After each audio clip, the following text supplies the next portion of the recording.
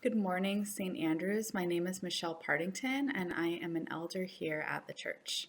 My husband and I have been talking a lot in the past couple of months and weeks and days just about everything that's been going on in our community and in our country and our world, from COVID to unemployment to protests and riots and deep pain that's rooted in a history of dissension.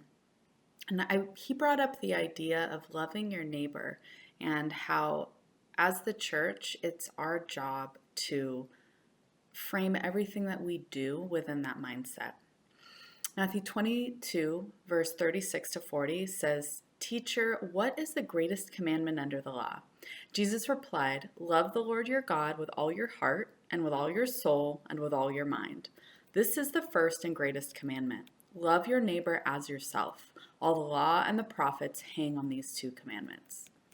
And in Leviticus, chapter 19, verse 18, it says, "Do not seek revenge or bear a grudge against anyone among your people, but love your neighbor as yourself. I am the Lord."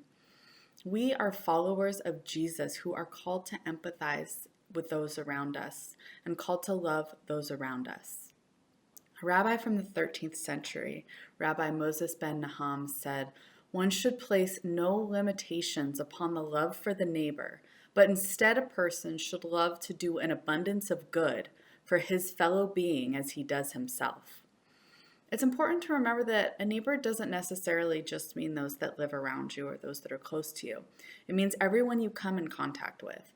So I've been asking myself, what limitations am I placing on my love for my neighbors, for those around me in my community and in my country? Even those people that I see on TV and probably never will actually have any contact with. St. Andrews seeks to be a neighborhood church with global impact. So how are you seeking to do an abundance of good for your fellow beings?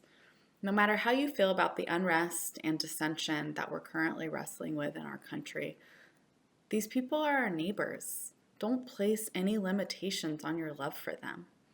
Leviticus 19, verse 34 says, "The foreigner residing among you must be treated as your native born.